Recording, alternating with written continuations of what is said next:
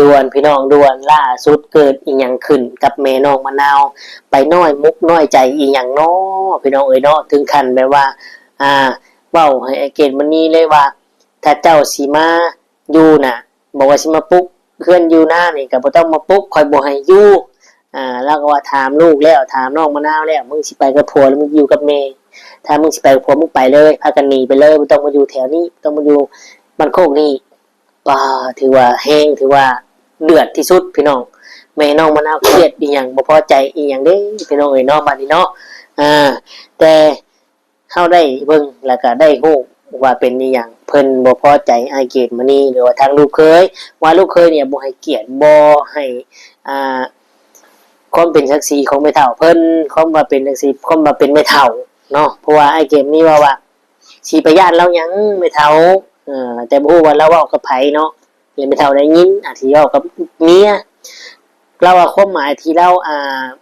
คำว่าบ่ย้านไผเนี่ยคือหรือว่าบ่ย้านคำว่าบ่ย้านแม่เฒ่าเนี่ยบ่แม่นว่าบ่ย้านแบบในทางที่บ่ให้เกียรติบ่ย้านคือว่าเราเนี่ยก็รู้สึกว่าเราเนี่ยมีความดีอยู่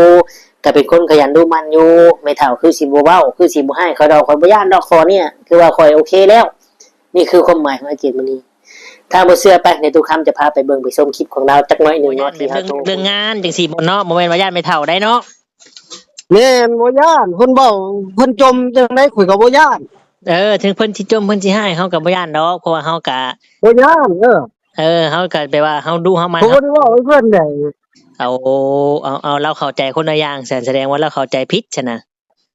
โอ้ยอืเอาเจ้าเฮ็ดงานซั่นๆเดี๋ยวจังว่ากันใหม่จังใดก็เอาแล้วเฮ้ยมันสิเป็นข่าวดีเด้เนาะไอ้เกดเนาะมันสิเป็นแม่นแต่มันบ่ได้แบบนี้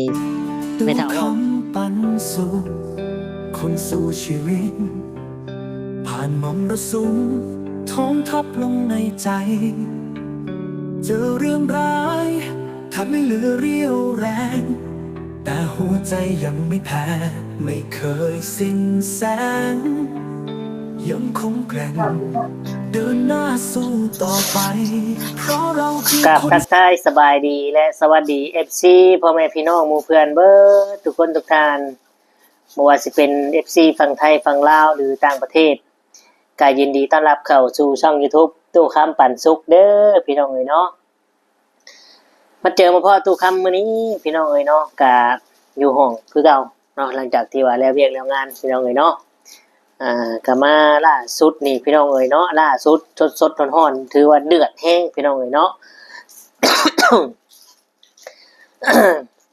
เกิดอีหยังขึ้นพี่น้องเอ้ยเนาะโอ้ย คันคอพี่น้องเอ้ยเนาะอากาศหนาวหน้าเย็นไปนี่แหละพี่น้องเอ้ย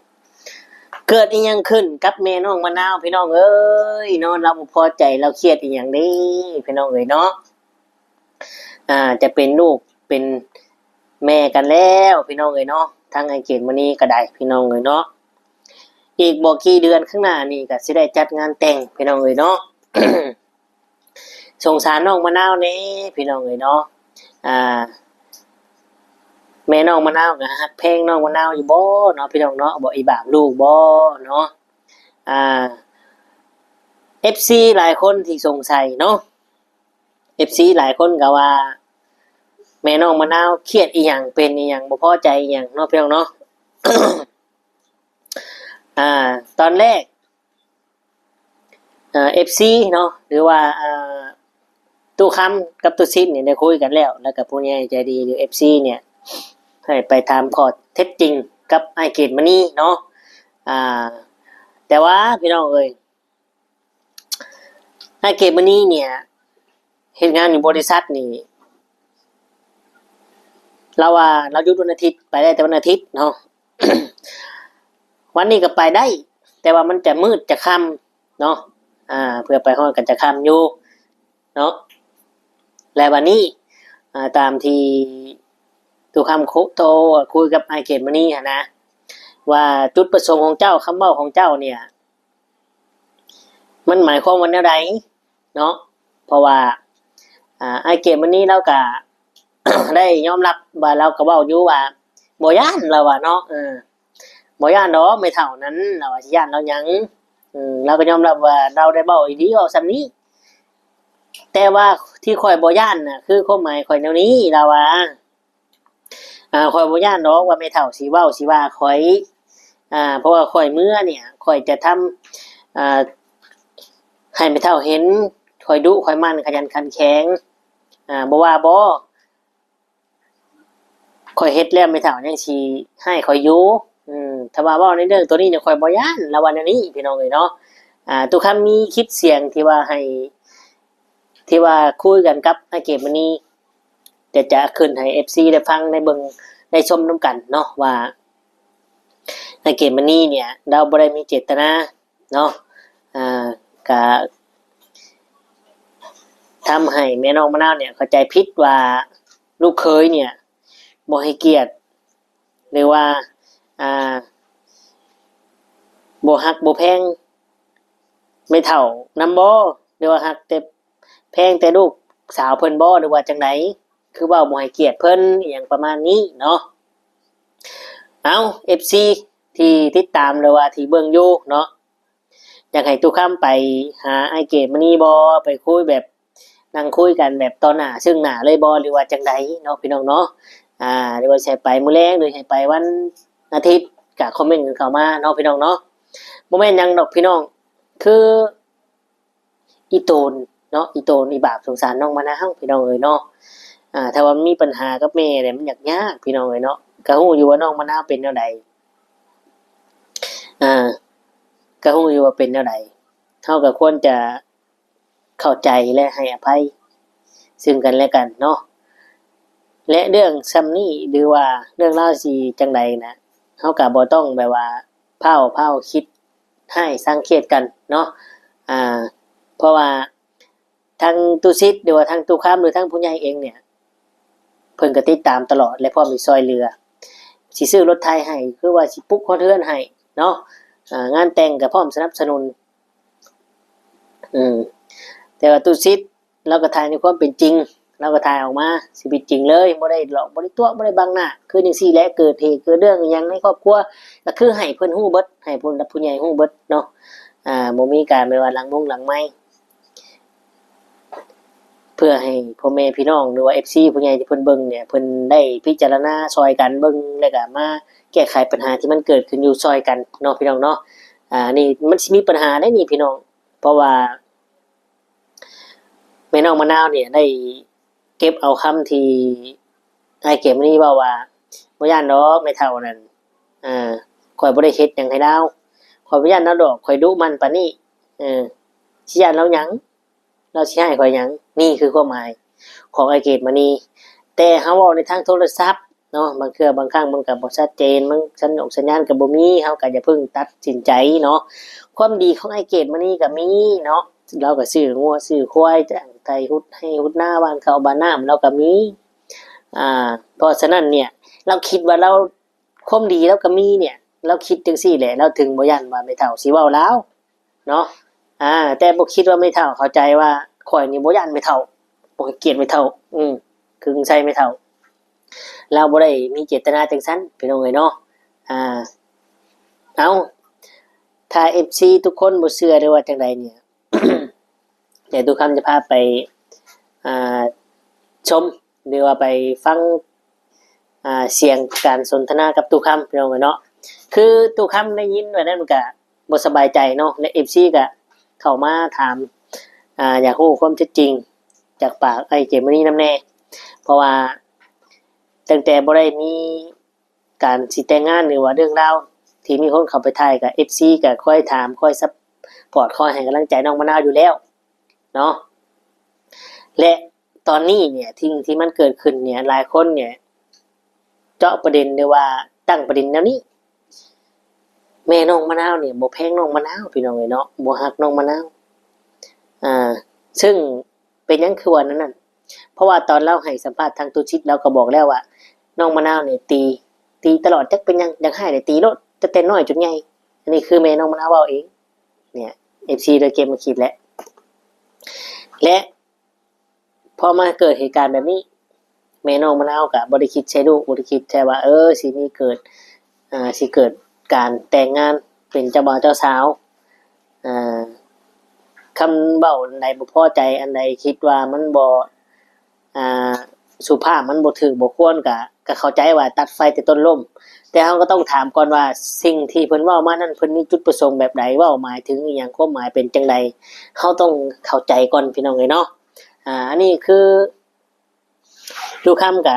บ่แม่นว่าเข้าข้างทั้งไอ้เกมอันนี้เนี่ยว่าบ่เข้าข้างทั้งแม่น้องมะนาวคือทุกคำเนี่ยอยากให้น้องมะนาวเนี่ย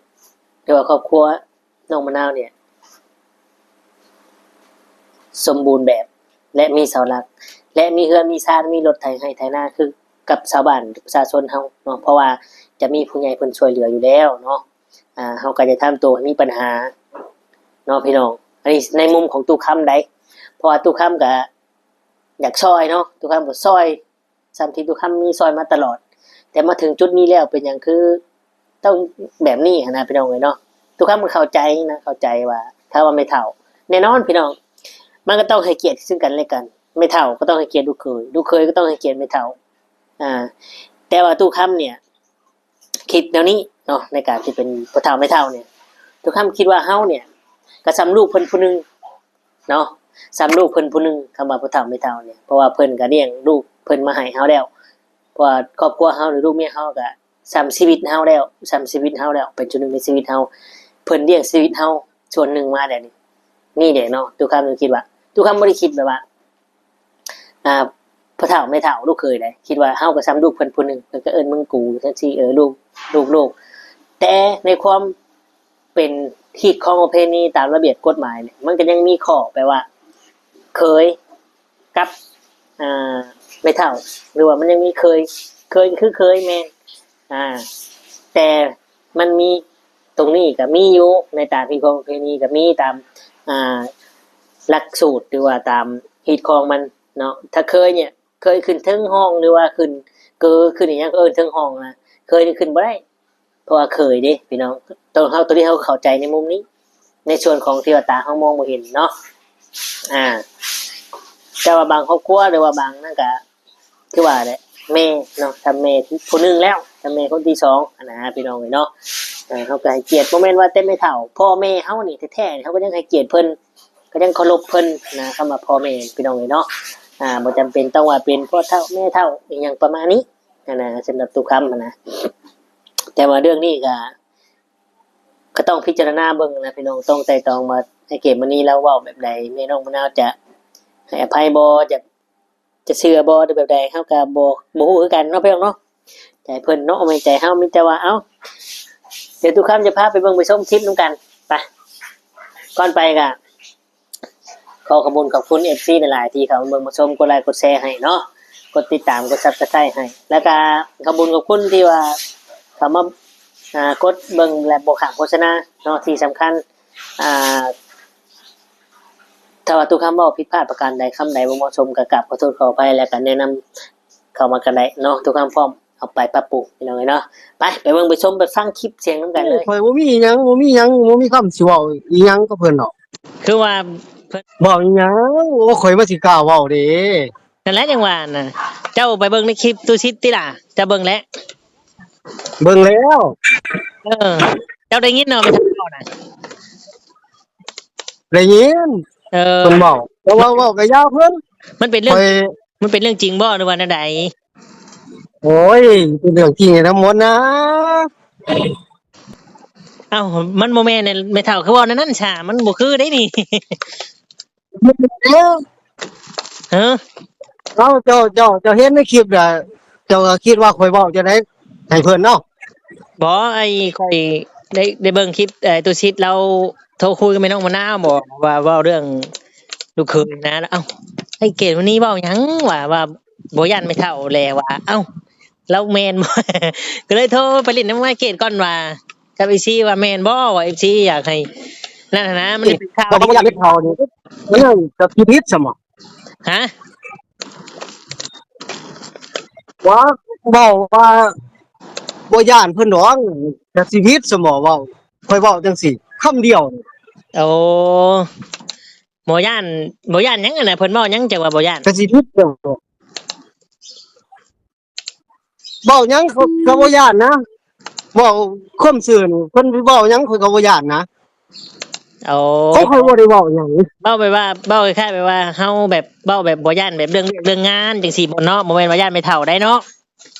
แม่นบ่ย่านเพิ่นเว้าเพิ่นจมจังได๋ข่อยก็บ่ย่าน ถึงเพิ่นสิจมเพิ่นสิให้เฮาก็บ่ย่านดอกเพราะว่าเฮาก็ บ่ย่านเฮาก็แปลว่าเฮาดูเฮามัน ผมบ่ได้เว้าให้เพิ่นได้ เอาเอาเราเข้าใจคนละอย่างแสดงว่าเราเข้าใจผิดฉะนะ โอ้ย อืมเอาเจ้าเฮ็ดงานซั่นๆเดี๋ยวจังว่ากันใหม่จังใดก็เอาแล้วเฮ้ยมันสิเป็นข่าวดีเด้เนาะไอ้เกดเนาะมันสิ แม่น แต่มันบ่ได้แบบนี้ไม่เท่าว่าไม่เท่าว่าเข้า บ่ ใจ ได้แล้วโอ้ข่อยก็สู้ทีแต่ที่ว่าที่เก่งมุกเก่งใจน่ะนะจะให้เข้าใจคำที่เว้าว่าบ่ย่านน่ะก็ให้เข้าใจน่ะ อืม สิให้ย่านทุกเรื่องก็เป็นไปบ่ได้ อืมเอาเข้าใจจะได้ จำนี้แหละเฮ็ดงานก่อน เดี๋ยวคุยกันใหม่ คันว่ามีเวียกก็ตอนเย็นหมดเด้อ5:00 น โอเค โอเค สบายดี โอเคพี่น้องหลังจากที่เฮาได้ฟังในชมคลิปเสียงที่ได้ถามเขาทางไอเก็บมานี่แล้ว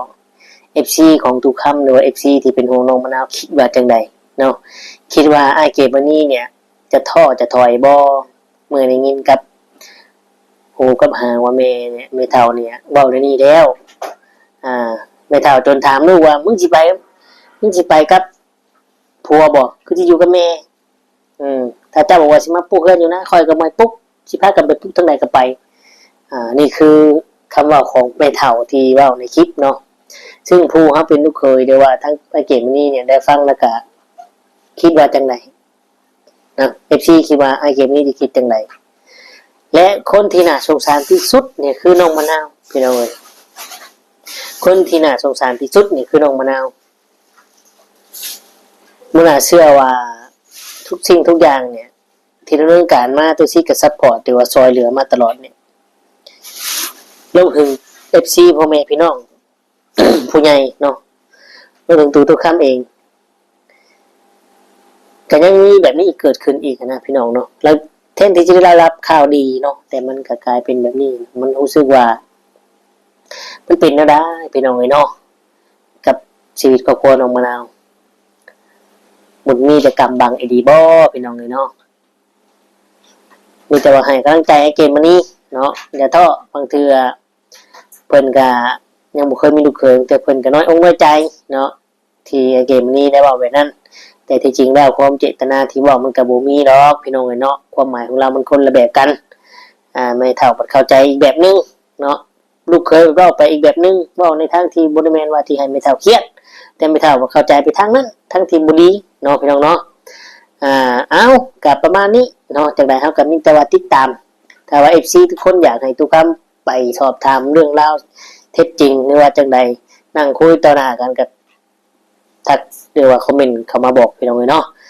แต่ว่าทั้งดีทั้งนั้นเฮาได้คุยกันแล้วทางโทรศัพท์เนาะเอาก็ขอบคุณ FC หลายๆที่เขาเบิ่งมาส่งกดไลค์กดแชร์กดติดตามและกด Subscribe ให้ขอบคุณหลายๆเด้อเนาะ